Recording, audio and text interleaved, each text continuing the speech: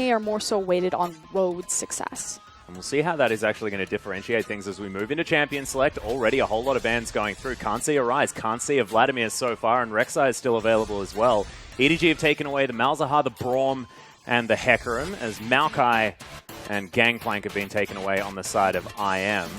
A lot of Gangplank focus so far in the LPL. Of course, Pawn makes his way back in, and they're like, better get rid of Gangplank because that guy's ridiculous on the champion. However, they leave through Vladimir and take away one of his counters, or considered counters, in the Karma. And something that we really haven't seen in the LPL so far is the Anivia pickup as an answer for the Vladimir. Yeah. Mostly it's been towards that Karma. Now, Karma is banned by IMA. Baimi does certainly have the wheelhouse and the reputation of playing control mages. Haven't seen him pull out the Cryo Phoenix, but it would definitely be in the wheelhouse.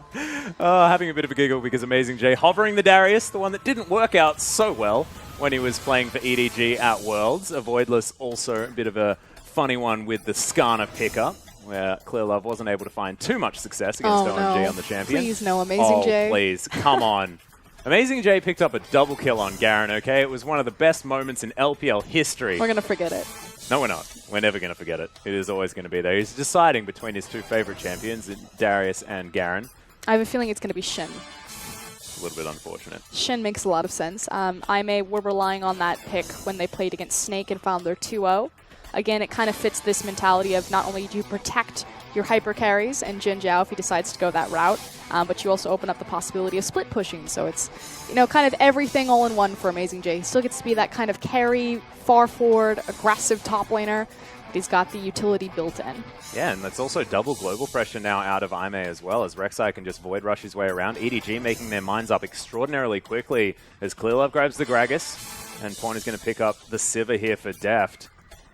See what Jin Zhao and Baimi want to lock away here, but IM have a lot of different options and a lot of flexibility as far as their composition is concerned. I have a feeling they might wait for a possible Twisted Fate pick last.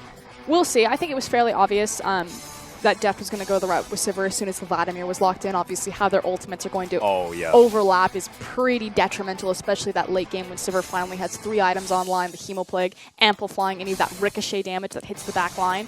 And Gragas has really seen a rise in popularity in the LPL. His ability to break freezes against mid-range mages like Rise, Azir, Victor, and Twisted Fate, pretty punishing. And it looks like you are correct that with the red side, IMA are going to try to find that counter pick in the mid lane. Yeah, of course, the Vladimir already there, but Mouse could be playing it towards the top side of the map. Just want to make sure that EDG don't have any funny business moving into the last couple of picks, as that is going to be the bottom lane of Ashe and Bard picked up. Very powerful and more global pressure with the arrow. I did expect that Ashe would be a contested pick between both Deft and Jin Zhao. Again, Jin Zhao found a lot of success on this in the Snake series. He's more of a utility-oriented AD carry, but again, with the Vladimir being shown, it makes sense that Deft would go towards Sivir as a priority instead of Ashe. I'm curious what Mako will go. So right now, flashing the Thresh, Alistar has also started to really rise up in popularity, especially with Braum being banned. But that said, you have the traditional support matchup of kind of the mage support or range support and Bard, so you almost want to match that with the Thresh versus looking more for that melee all-in and potential and roam potential of Alistar. Yeah, and you can see Deft hovering over a few different top lane choices as Mako looking like he's fairly sure on the Thresh pickup for now. See exactly what EDG want to go towards. Aurelia would make some sense, but Shen works out pretty well in that matchup. It's going to be locked in, and there's the Thresh as well. So there's EDG's composition. We'll see what IM's going to pick into it. Twisted Fate's still an option. So how Aurelia works into Shen is that Shen wants to get the push onto Aurelia, especially before level 6. Yep. Taunt her into a massive creep wave and then win trades that way. Obviously, when Aurelia is level 6, this is 6.13, so her ultimate has taken a slight nerf. She actually doesn't mind fighting in big creep waves simply for the sustain and lifesteal that she'll get back off the massive minion waves behind him. Over time, Aurelia will outscale Shin, but he still does decently well against Trinity Force users, and he can typically stop them from taking tower, even if he can't straight up beat them in 1v1s, simply by holding creep waves off of turret and making sure that they just can't walk past him and start hitting it. Yeah, it's not necessarily the counter like he's going to kill Aurelia. It's just he's going to be a wall to stop her from doing anything. You just can't move past the guy.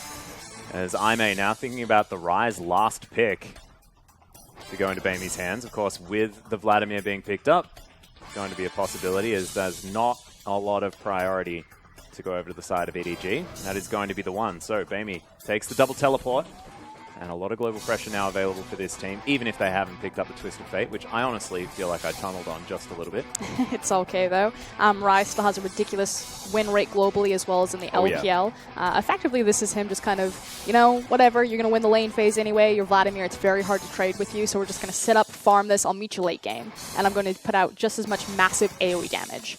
And I was actually looking at what IM were sort of hovering over as well, and LeBlanc was a consideration. Bamey has shown that he's a pretty good LeBlanc player, and we saw actually Icon be able to dispatch of Vladimir quite effectively as the lane progressed on that champion, but not going to be the case as the Rise is going to be picked up, and Bamey just looking to try and scale, get themselves to that point where they will be very difficult to take down. However, with a Vladimir Sivir composition, it's going to be hard to outscale them. I mean, you've got pretty much both power points here for either team. EDG looking for that 5v5, Sivir, Vladimir, Beyblade, Arena power. And then on the other side, you have Aime who empowered Road. Normally the Bard is banned away from this guy because he is the big, shiny go button, the primary initiator. And when he says go, they run. They certainly do, but coaches are going to shake hands. Let's get into game number 1 for our final day of Week 7.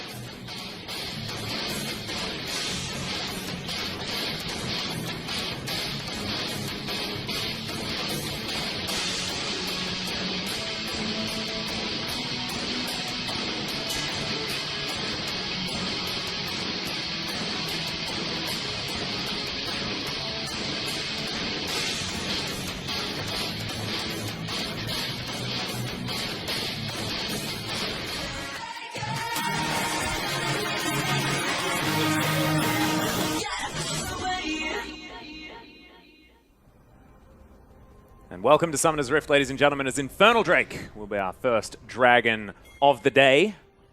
EDG taking on IMA here in a Group A versus Group B clash. Group B may suffer their first loss in quite some time after this one's over, assuming EDG can keep up their perfect record so far in the LPL.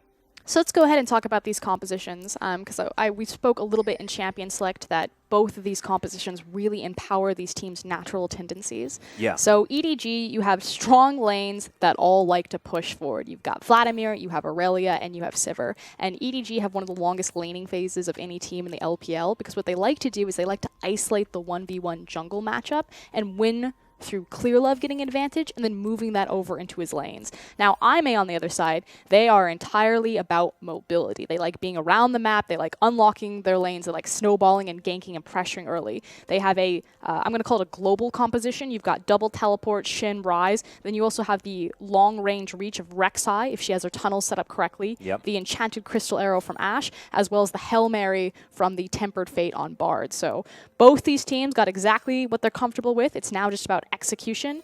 Aime do have a big power spike at level 6, but they really need to survive the lane phase. Yeah, especially early laning here, and we'll see whether EDG are going to be able to capitalize on it, because they have been known as a team that just flat out wins a whole lot of these laning phases. It is going to be standard lanes, however, a bit upside down. There's Deft and Mako going to start on this Grump. No funny business to be had from the IM bottom lane as they just take away their Krugs towards the top side, and Mouse now going to head down towards the bottom side to start laning here with Amazing J after fixing up a bit of a leash for their junglers. And EDG actually didn't ward as safely for that Gromp take. What we've seen pretty common these days is that you have to place a a late ward onto the ramp that leads from the Raptor camp into the blue side jungle. Simply because teams will make late invades and walk in, find you on the Gromp, and just mess you up. But it's going to be gentleman's agreement. We're just going to walk into lanes. Junglers both starting on the bottom side of the map and now moving up into top side jungle. Yeah, we actually saw yesterday it was the IG bottom lane that were just over and over again, every single game, invading that Gromp camp. So we actually see Road moving down right now. So already finding a early deep ward to figure out where Clearlove is. Aime are actually very good at doing this. They're good at picking up vision and setting it down very quickly. Again, very mobile team, very reactive around the map. It's when Road gets locked down and he's forced to stay into a lane that I may really start to struggle, because he's obviously the primary facilitator of not only their shot calling, but their vision movement. And you can see actually towards the bottom side of the map, Amazing J with a pretty gigantic lead here in this 1v1 against the Aurelia. She's got a big wave pushed into her, so the CS discrepancy isn't as massive as it first appears, because look at all those red dots. Yeah, should be able to clean it up. Of course, Aurelia able to farm out under tower relatively well. However, I believe Amazing J still will have the advantage. Clearlove going to take away this Rift Scuttler.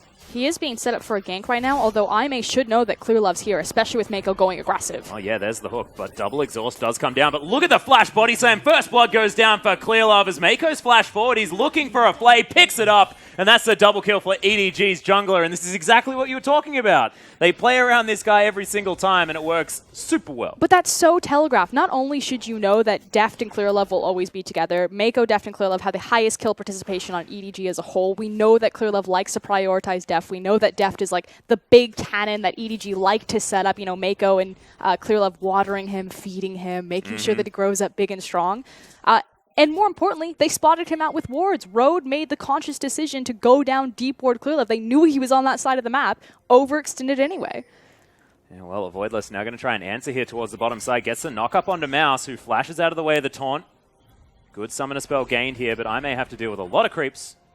Mouse is able to at least get himself back into a decent position. This does open up a possibility that Avoidless could look to repeat gank on this and try to punish, but we do see a very cheeky maneuver being pulled by EDG. They're going to be spotted out by the Tribrush ward, but they like to do this a lot. Walk in through what they suspect is Fog of War and try to surprise the enemy top laner. Well, not going to happen this time around. As you can see, Avoidless still here just to try and stop any of this funny business from happening. Smites away a cannon creep, and EDG going to start pushing down this bottom outer turret. So they've already won their 2v2 individual matchup. They're now using their strength and starting to bully across the map. Moving their duo lane, obviously because it is an Infernal Drake, I would rarely see this type of movement if it was a Cloud Drake, so we'll see how early EDG want to pull the trigger on that. Yeah, well, you can see Teleport being used by Mouse here to get himself towards the top side of the map. Will do so, but Mako taking a lot of damage here towards the bottom side. He will fall down as Clearlove's going to make his way in. No flash available for the body slam as Amazing J's taking a lot of damage.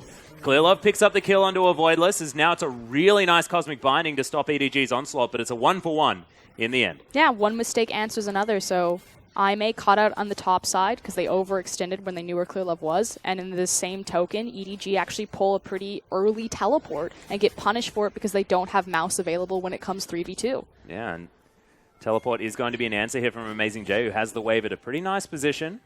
I have a feeling that Deft will be able to shove that one through when Mako gets back, however, and we'll see whether this is going to bode well for Aimee, who just picked up their first kill. However, with a 1,200 gold lead here at 5 minutes, very scary stuff. Clearlove's going to find Road. He's going to stun him against the wall, but no one can really go near this 3-0 Gragas right now. And that's the issue. It's kind of where their gold is allocated, and the fact that it's on Clearlove and it's not directly in the lanes outside of kind of experience and assist gold. Although Mako and Clearlove, again, starting to get unlocked from these lanes because we do have a bit of a mismatch, a late lane swap, if you will. Yeah. You see Deft went back, grabbed himself that hammer. He's going to have that item advantage against Ashe if he's going to go up against him, but also will be feeling okay here against the Shen. As you can see, Mouse has evened out the CS as he moves up towards the top side. Now waiting for Jinzhao to deal with that wave.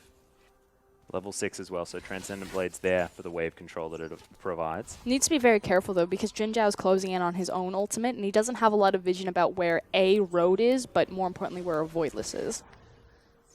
He's going to head back to base now. You can see Road just going to magically journey his way up towards the top side, and that's 3 members of Aimee now moving towards that outer turret. It looks like there's going to be an agreement between the teams that we're just going to trade outer towers. The difference is that EDG have their strong side of the map set up bottom side, which is where the Infernal Drake is. So if they're able to take control of the Dragon, EDG will still have tempo advantage and objective advantage. Also the fact that they did manage to get a fair bit more damage down onto that turret beforehand, as Avoidless is going to turn up as well, making sure that they have 4 people and will be able to even out the timing. Clearlove going to take down his red buff. And EDG still trying to get some work done as they wait for the next wave, but this tower will fall down very quickly. And again, it's just the, like you said, the advantage of having that initial chip damage that makes it a little bit even, but EDG are now in a possibility where, because Avoidless joined up with the rest of his team, that they can continue to push through. Although it looks like they're going to disappear and head mid. Again, the Ashe arrow is online, so Pawn certainly has to be very careful. Well, Mouse is going to be able to take down this bottom outer turret. And will run out of minions here. Just going to pull away from this turret and steal away a blue buff. See who they give it to here, as Jinzhao looks to be setting up to take that one away. No, Avoidless just going to grab it for himself. Big mistake from EDG to lose so much damage on their second tower, forcing Deft and Mako to respond. Yeah. So didn't pull their resources, didn't have their top laner, didn't have their jungle when they tried to approach the tower. So good reverse of Aimee to get back control of this game. Yeah, Pawn as well. Very early pickup of the Merc Treads, as you can see. Probably wants to go towards that Spectre's cow pretty soon. You also have kind of initial, I'm not going to call them item advantages, but the fact that the Sight Stone is now completed, although the arrow whiffs, the fact that the Sight Stone is now completed for Road, giving them a lot more vision control. See him laying it down now, as well as the BF Sword now completed for Ashe. She's in a pretty good spot comparatively to the Caulfield's Hammer. Yeah. So IMA are in a good pocket of power. It's now about what do they do from here. It looks like they are going to manage to secure both blue buffs, so EDG's as well as their own, and look to push down another tower. So EDG had initial tempo, and they've lost it within the last 2 minutes. Yeah, you can see it is going to be Pawn able to get some damage down onto the outer turret in the mid lane, which is definitely important, but I am with a whole lot of power here towards the bottom side of the map. No dragon takes to come in from either team, but are going to be well and truly in position for it, and I have a feeling they'll just head straight down there now. You can see a Voidless already starting that one up. EDG's only response right now is to push through. They can't make it cross-map in time for the dragon, especially because of where Clearlove is positioned, and he's also caught out by vision. Well, Mouse as well, potentially in trouble, gets hit by the volley. Does have to be careful. Arrow not available, but a Voidless, of course, taking some time. We'll be able to take down this dragon in the end. The next one going to be an Infernal Drake as well, so we'll see whether IM can grab hold of that one as well. Really help them out as we move into the later stages of the game. And in response, the only thing that EDG get is they're able to reset the wave against the tower. They don't even get the same amount of chip damage that their own inner top tower fell to. Yeah. It's only these kills for EDG that are really setting these teams apart as far as money is concerned. 2 turrets apiece, 1,000 gold in the lead is EDG. Few CS advantages across the board. However, everything else very, very close. IMA are looking to make a play onto the mid lane. You have both Road as well as Jin Zhao with Arrow, and he doesn't have Tempered Fate because he's still level 5, but sitting in the wings looking for that flank. Well, Crimson Rush not going to be used by Pawn as he moves back and he's going to go back home. Spectre's cow to be picked up. We'll see what else he decides to grab, or whether he goes for a Proto Belt first up, something like that. And with that, it's a nicely timed back for Pawn, and it diffuses the play, which is why you now see Ashe and Bard kind of meandering back towards the mid lane. Yep, casual stride towards the middle of the map. This Hawkshot's going to fly over. Well, I'm going to say, all right, let's see what you're trying to do. He's just hovering over his W key, as they're now trying to look for a pick anywhere, and it looks like it's going to be Mouse. Yeah, Clearlove is in position to try and help him out as Clearlove's ward is going to fall down. Nice barrel does a fair bit of damage there to Jin Zhao as they steal away the Krug camp.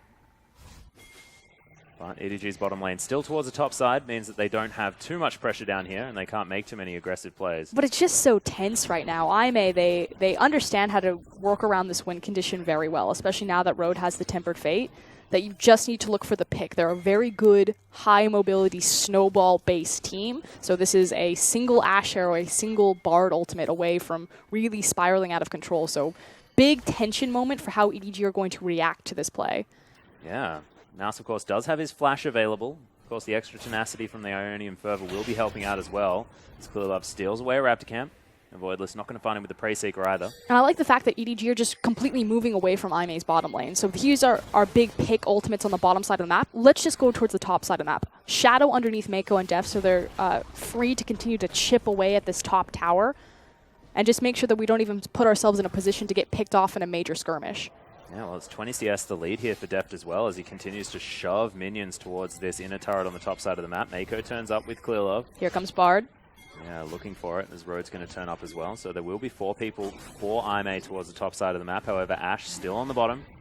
And we do have a teleport available for Mouse who can turn up in the nick of time. But nice pressure from EDG. Diffuses all of the control IMA had on the bottom side. It was responded to, though. The fact that Road moved his position immediately. You see EDG back away from the tower. You know, more numbers have appeared up here. We've lost sight of Rise. Yep. So not overstaying their welcome, putting themselves in a sticky situation, and we've kind of turned into a slow farm game as, again, both these compositions do have power points to hyperscale into late game, and it's now about allocating that farm on the correct threats. And you can see Pawn actually went back and got a full Proto Belt from just the Ruby Crystal. So pretty important stuff here for the Vladimir who wants to get through those first couple of items. Of course, Spirit Visage and Rylai is probably to come in next. He'll be very, very strong at that stage. Now Voidless going to be taking down this Rift Scuttler, and EDG moving some more control here towards the bottom side of the map, and we'll see whether they look towards the next dragon as something that they want to take away, because equalizing that Infernal Drake count is going to be important for EDG. Naturally, you also don't want to let another team continue to snowball. Very true. But Trap is attempted to be set up by EDG. They're doing a good job moving as a group and trying to clear out this vision. That cheeky pink ward in the brush in the mid lane river. He's going to stick around there for Aimee though. 2 minutes now on the Dragon as EDG are seen by the Rift Scuttler, but they're aware of it, as Deft has a lot of protection as he moves fairly overextended here towards the bottom side. Well, a big issue is that they need to reset these waves. Not that it was a hard freeze, but Aimee certainly were holding the creep wave back, and now EDG are punishing them because they've moved more resources onto one side of the map. So again, establishing a very clear, strong side of the map and trying to play to that. Aimee kind of separating their players a little bit too thinly, being punished a bit.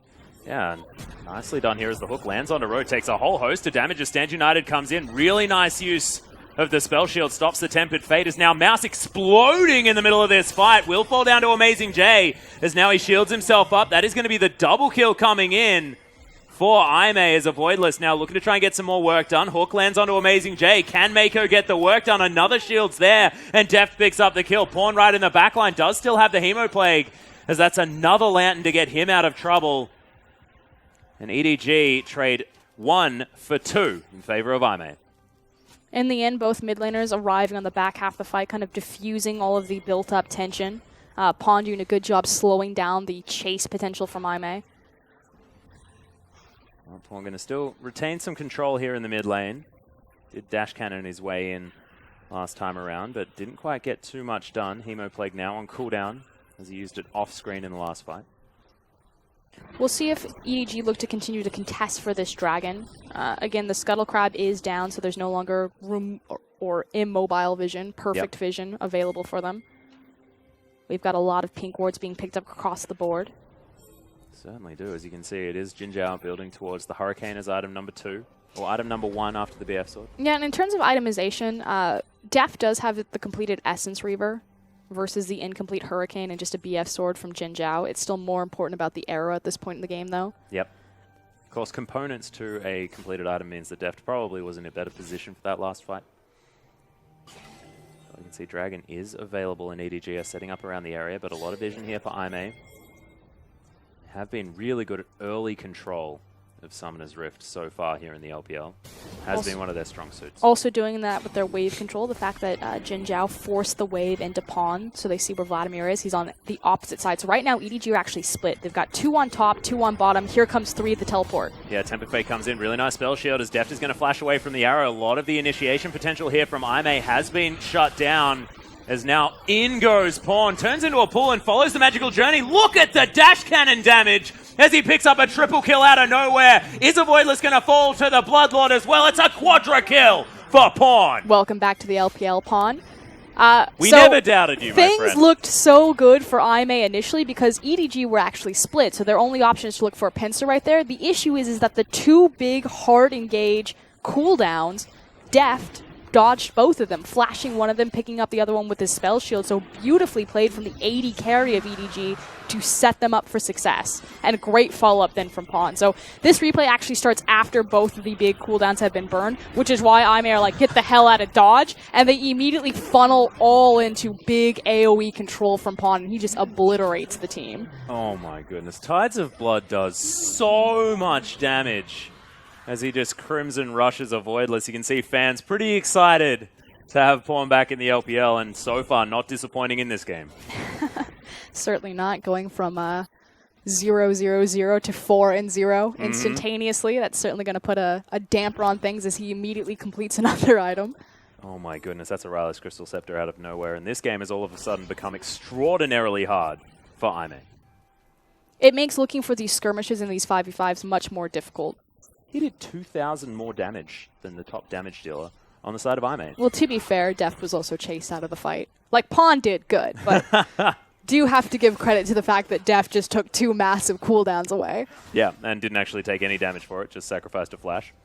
Very much like it, as the Rift Herald not going to be considered here from EDG, as they are moving up towards the top side.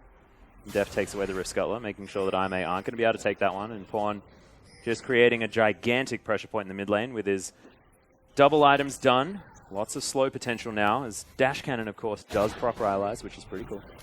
So the goal right now is to move in, lay down your triangle vision, and bounce between mid and top tower. If you make a sufficient pick, turn onto a possible Baron, although it's only 18 minutes in. Feels like the game has ballooned. Most certainly has. You can see 3,000 gold is the lead here for EDG, but it's where that money is, which is so scary because it doesn't matter who's playing Vladimir, to be perfectly honest. If he's got a whole lot of cash, he's feeling very, very good. Well, likewise, they've also done a good job kind of spreading their gold across multiple members, not just putting it all on Clearlove this time around. They've got a lot of assist gold on Deft, 1, 0, and 6. Yeah. This is exactly what Deft wants to be doing as well. This is a pretty comfortable point for the Sivir. This sounds like such a small point, and unfortunately the camera is no longer on the vision, but something that IMA just do so well is just how they play and move around with their vision. We keep talking about this, but and where they put their wards, too. Exactly. Something as cheeky as the fact that they put their ward on the other side so it's not spotted out by EDG's pink brush, but they're still granted vision defensively. Yeah. Like, this is just what IMA are good at. I like to call them kind of like a trap team, because they're really good at picking up vision, moving it to an area, and then just being patient and waiting to make picks. They're very pick-oriented, they're very trap-oriented, and they like to create snowballs off of that vision information. And they haven't actually been trying to sort of capitalize on their global composition as well so far into this game. We haven't seen a Stand United used as far as cross-map play is concerned. A Voidless hasn't been void rushing around trying to get people on their own. EDG have been playing very reserved as far as where they're making their moves, and they're doing it with a whole lot of their members in order to diffuse a lot of that power that IM inherently have from their composition. Well, that's where they want to fight. So IMA want to fight cross-map, and EDG want to fight around Dragon Pits, around Baron Pits, where everyone is already there, and it's two teams kind of looking across the line of scrimmage, daring each other to go.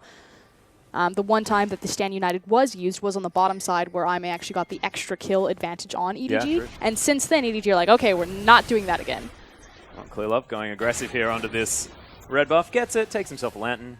Very cheeky out of the dynamic duo of EDG. Mako and Clearlove. Best friends for life. Seeker finds the EDG members, but you can see very aggressively positioned. That pink ward is going to survive for now. Nice hook onto Road as he gets body slammed as well. Doesn't pop just yet as he dies just before the Tempered Fate finds him. EDG get the pick they want, and Amazing J doesn't make his way in, as now you can see Mouse trying to fight him. Okay, Sword not going to set up the defensive zone to nullify those auto attacks, as now Pawn's going 1v2 and not feeling too worried about it either. The Vladimir is so big and such a threat at this point that multiple resources from IMA have to deal with him. The bigger issue, though, is that IMA are not using their composition to make picks. The fact that the Tempered Fate was tried to use defensively there. Anytime you're using Tempered Fate or the Ice Arrow defensively, you've already lost. Yeah, things not going well, especially for those engages, but we'll see whether IMA can utilize them differently. Still a lot of scaling potential from this team. Shen gets extraordinarily tanky. Rise, right now, doing a lot of damage, does have the Archangels and the Rod of Ages stacked up. At this point, Baimi on Rise is just kind of the late game insurance policy, but I may need to slow down the course of the game. There's only about a 4K difference between these two teams, so IMA are still definitely in it, but they need to start setting up their picks, again, laying down their defensive vision, clearing out EDG's wards, and trying to make these picks around Dragon and Baron. Yeah, well, we'll see whether they can do so. It's now Mouse facing off against Amazing J here towards the bottom side of the map. Looks to be building something like a Spirit Visage as item number 2. I was hoping for a Wit's End. Doesn't happen. Thankfully, it's not a Black Cleaver that we saw built relentlessly from Zatai yesterday. Well, Amazing J did build 2 Randuins in his game against Snake, so hope is still alive for you, Atlas. Wait, 2 Randuins on the same champion in the same game? Yep. Cool. I like it. He built double Randuins on Actives Shen. don't stack. Unique passive don't stack, but you get health and armor. That feels good. He won. So maybe a bit of BM. Getting some omens in there. But so far, Dragon about to spawn 15 seconds, and immediately you see, what, 10 pink wards? 9 pink wards in the inventories.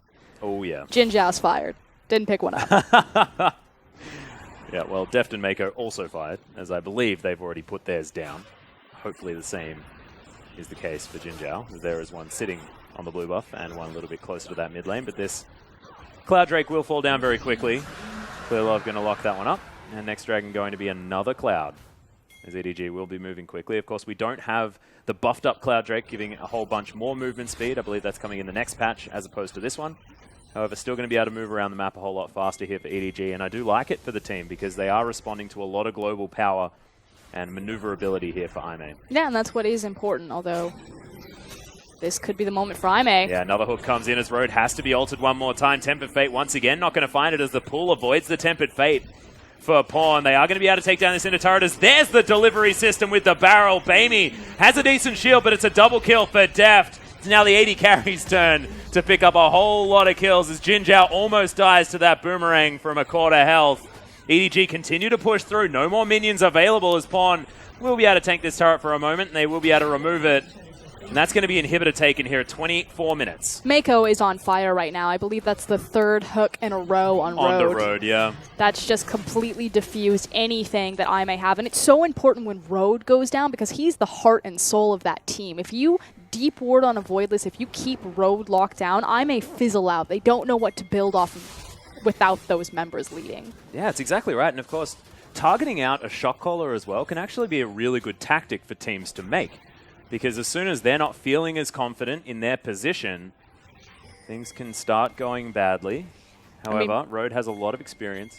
Been playing for a long time and is incredibly good as Mouse throws down the Transcendent Blades. Road and a Voidless looking for this one as he is going to avoid the Cosmic Binding, but can't avoid the arrow. Takes himself a Lantern. Will be okay. Red buff going to get angry at Mako, saying that that was an unfair play, but is going to save his top laner.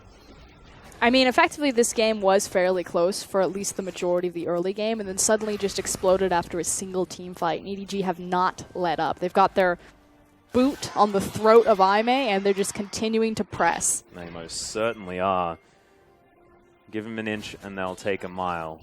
Seems to be the theme for EDG at the moment. Of course, giving Vladimir 4 kills, almost any team's going to be able to do pretty good things with that. And the terrifying thing is if you take a look at Deft's itemization, so we're getting so much closer to that Infinity Edge, about 1,500, 1,425 gold left before we hit that benchmark, and then that's going to be game over in terms of big 5v5. So I may need to go back to their cross-map ability with their global composition, look for those picks, and play unfair fights, because if it's line of scrimmage set up, tank line versus tank line, they're just going to lose. Yep, they're just going to get wiped out. Steph continues to shove out these minion waves. Super Creep's now heading down the mid lane as Pawn is going to get stunned up. A lot of damage coming out here from Aimee as Pawn just commands the respect and gets 3 people to run away from him. Also the fact that EDG were shadowing underneath. I'm saying that it was the Vladimir having a lot of power. Formidable on this vampire at the moment. Just flexed. I like that Pawn's back okay. He has got himself ARs on his Hourglass there as well as Road throws out a Cosmic Binding. Mako's here. I'd be scared if I was this Bard because he does seem to have a hook magnet on him. I was going to say, he realizes that that's not a targetable ability, right? Well, Hawkshot's going to spot out EDG. They do have a lot of vision power here on the side of Aimee, a Voidless with that Tremor Sense as well as Jinzhao with the Hawkshot there readily available. But they just need to be patient. They know that the Hawkshot's down. The blue trinket from Bamey is about to spawn, so again, just waiting out these cooldowns, forcing Aimee to try to face check them into a death sentence. Well, Amazing J doesn't have teleport, but does have Stand United in order to get into these fights for Aimee. Probably doesn't want to be using it on Road here as well because it hasn't been able to get him there. Just been dying a little bit too quickly. Bamey does have a bit of an item spike with the Void Staff being completed, and Void Rush is going to get a Voidless into the mid lane. Once again, able to hang around, just recharging that Sightstone. Mouse now picking up all of this farm. But Amazing J is able to shove into him. Doesn't have teleport for the next little while, so EDG can't necessarily make these Baron plays just yet. They have a lot of vision set up. I may now have an opportunity to try and remove it, but without the knowledge of where EDG are, it's going to be difficult for them to move around this map. But you already touched on the important cooldown, which is the fact that the teleport for Mouse is about to come up. So again, it's dangerous, or theoretically was dangerous, to try to deal with Amazing J cross-map without that. But now that they have it, Mouse is going to have full confidence to push very far forward on the bottom side, create a big pressure point, try to draw more resources, and EDG continuing to hover over this Baron. They certainly are. As that's the Infinity Edge done there for Deft as he moves his way out of the base. Berserker's Greaves on top of that as well. This guy is extraordinarily strong, and Deft does like fighting on Sivir around Baron Pits. I seem to remember a certain Pentakill getting themselves into Worlds recently. So able to get things done as EDG now moving around, clearing out vision. Mako looking for a hook, doesn't find a Voidless. Deft gets Boomerang across. So this is good for EDG because they're trying to flex their power because they are stronger in the 5v5, but this is also a great spot to fight for Aime. Again, you're in small corridors. Yeah. You could look to pick someone off from an arrow if EDG aren't 100% responsive to each other and moving together. They could get caught out. Well, you can see EDG with 3 men are going to start off this Baron. Hawkshot flies through. They stop. There's now Pawn waiting off to the side. A fair bit of damage goes down onto this EDG roster. There's 19 seconds on the Dragon. We'll see whether they move up towards that. Good vision here from Aime. Reminder that it is just a Cloud Dragon, so not a lot of pressure on that one. Double Cloud Dragon, though. Pretty exciting. Will mean, if they do it quickly, that there'll be an extra Dragon before the Elder Drake spawns as well. Actually, nope.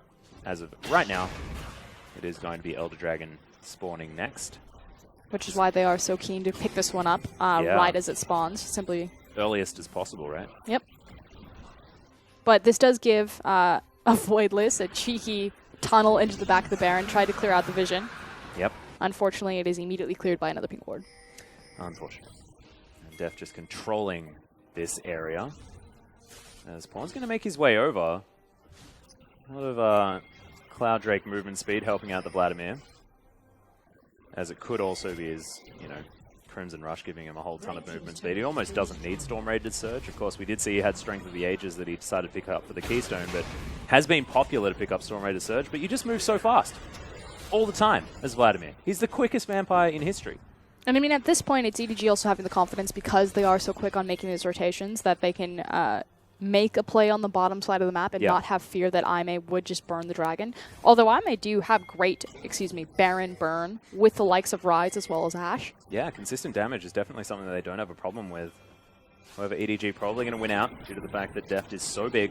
It's also kind of this issue that you have an open inhibitor in the mid lane, and if we have a pressure point bottom lane, you go for the Baron, we're probably taking 2 inhibitors. Yeah. Well, you can see Amazing J going to grab some lane control here towards the bottom side. It's not going to be long before he can get that one pushing into EDG. Mouse has moved up towards the top side of the map. Mako avoiding any sort of aggression that I may have put down, but EDG have slowed down as far as trying to get in on Aime right now. Mako certainly needs to be a bit careful there. Bit overzealous in how forward he went, especially because Clearlove wasn't behind him at the time. Now Clearlove joining back up with his team. The priority is going to be this mid inhibitor. They want to play around the super creeps if they want to continue to pressure Baron. Well, you can see the minions are getting removed by Aime quite effectively as that minion wave is following very slowly behind.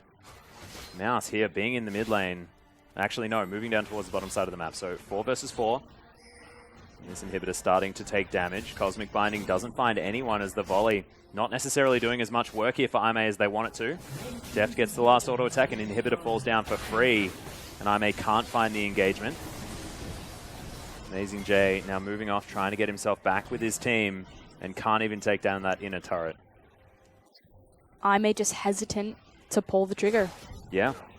Naturally, I would be hesitant too. It has to be the perfect engagement and fight. An unfair fight needs to be created with their ultimates. But right now, they're just letting and watching everything getting taken from underneath them. Yeah, it's a 10,000 gold lead here as well for EDG. Haven't even taken a Baron just yet as Ro takes a lot of damage. A Voidless looking for a flanking play as Amazing J is right in there. Calls his sword to him but doesn't find too much more. Mouse is going back to base. Will have home guard if he gets the teleport in. Now EDG once more setting up. They'll have a teleport to potentially keep a minion alive to get this turret down on the top side of the map. And there it is, teleport coming in. Tempered Fate going to land onto just Clearlove. Now Amazing J gets himself the taunt. Clearlove taking a lot of damage, takes the lantern, gets himself out of there as now a Voidless has to deal with Deft, who's doing a lot of damage. Amazing J throws down the ultimate, gets himself to his jungler. But it is going to be a Voidless and Clearlove, both with very little health. EDG unable to break open the base. Yep, Aime managed to stave them off. A good arrow into the back line onto Deft, minimizing a lot of that damage, at least for the initial part of the fight. Well, Bamey as well now dealing with these super creeps that have moved up the mid lane, but the Rise has been pretty good, keeping these minion waves at bay despite the 0-2-0 scoreline. And wants himself that Rabbidan's death cap pretty quickly. No Guardian Angel to come in. Bamey just wants to do as much damage as possible in the AoE after that passive comes in. But the immediate response from EDG, they're tired of continuing playing this slow wave control game. They want the 5v5, and they don't want them to have the tower advantage. They immediately run towards Baron and start it. Yeah, it's taking a lot of damage here as well as Deft does turn up below half health as now the Scrying Orb comes in. A Voidless is going to be here as the teleport's coming down. It is going to be secured by EDG, and now Road takes himself the magical journey out. Mako looking for the hook, but it's a nice Cosmic Binding. Doesn't necessarily find the stun, though, as Mouse picks up the first kill of the exchange. Connects onto Xin Zhao as well, as there's Baimi with a fair bit of damage. And EDG can only find the one pick, but now they've got the Baron. They want to continue this push. Pon in the mid lane as well. Super creeps. A heck of a lot of attack speed now with that Baron buff. And Amazing J has to be called home. And that's a very low top tower, so this will certainly be another inhibitor, and they don't have a lot of cooldowns or their primary engage in Road to lead them into battle. Yep, that turret just explodes there at the hands of EDG. They'll take their second inhib for the game. Bottom lane, of course, minion wave nowhere near the turret for EDG, as they'll have to settle for these. Now go back to base, pick up a whole bevy of items, start that pressure towards the bottom side. But also preparing for the Elder Drake, which is spawning in 1 minute. Very good point. Well, Xin Zhao waiting for this wave to come in, and IMA just look like they don't have the answers right now, and EDG are not taking any chances. None at all. Making sure that they play this one completely by the book and don't let IMA find their way in whatsoever. And again, IMA looked great in the early game, you know, constantly trading tempo and pace back and forth with EDG. Good response on the top side to push through when a lane swap was initiated, but it just came down to that single fight where they blew their ultimates on the wrong target and then just got punished by Pon. And from there, it's been clinical, oppressive, and dominating. Suffocating play out of EDG. And it all came from a Vladimir being a pool of blood in a magical journey. As there's on the hunt, it's been popped. EDG now looking to force down this outer turret. Or inhibitor turret, should I say. EDG now moving on to the inhibitor, and there doesn't look like a lot that IMA can do. A Voidless does have that Guardian Angel, but he's just unable to find the aggression. Clearlove body slams his way over, and they'll now move right into the Elder Drake as if they orchestrated it themselves. 28 minutes after it spawns, they will be able to grab that one for themselves as well. 28 minutes, 28 seconds. IMA do have a tiny window where they could look to fight this if they choose, simply because their base isn't under threat right now, but instead kind of resigning themselves. It's fine, give it away. We're going to try to fight one last time at our Nexus turrets. You don't necessarily want to do that, though, because you have to contend with double super creeps from every single lane. EDG will go back. They've got 90 seconds now of massive power with the doubled up Cloud Drakes and, of course, Infernal Drake, as well as the extra auto attack damage. EDG will not be more powerful than they are right now. The Baron is about to run out. I didn't say I agreed with it, but it was an option. Yeah, very true. I think that if they were going to find their way back in, it had to be fighting with their waves controlled. But at the moment, it just seems like EDG, if I may try and come to them, it's going to be even easier. I don't know. It feels like IMA don't have any options. There's just not a lot of great targets right now. Because we're so late in the game and you have so many powerful items as well as just raw stats across the members for EDG with their gold lead. I mean, if you hit the arrow on Aurelia, she's just going to walk out of it. Gragas doesn't care. Vladimir's not going to care. You're not going to have the damage to burst him out. He can also just pull if he wants to. And he's got 6 Deft items. has the spell shield. So your only option really is that Sivir, and she's incredibly hard to lock down with the type of CC they have. He's got a QSS now as well. So even he's not a good target. It's a disaster. The Cosmic Binding is going to go wide. Now Nexus turret's under siege. Pawn going aggressive, finds Baimi for half of his health in 2 spells damage. Rune Prison goes down, but Pawn just walks out of it. Merctread's actually doing some work here as EDG bring all of their minions to bear on these Nexus turrets. First one goes down as a Voidless. He has to fight this one. Tempered Fate comes in. Mako going to get caught out as Amazing J turns up very quickly. Arrow flies into the backside of the fight as the pull comes in, and in goes Pawn. Crimson Rush going to be there, gives him back a whole bunch of health. And as a Voidless respawns, he's going to die one more time as a double kill comes in for Deft. And EDG continue their LPL onslaught with a triple kill for Deft and a dive onto the fountain. Amazing J's tanky, but is he tanky enough? Quadra kill comes in, and they win the game before Deft even dies. Deft couldn't let Pawn have all the glory. He had to pick up a Quadra kill for himself in the end in just a dominating fashion from EDG. It started out with one Quadra and it ended with another.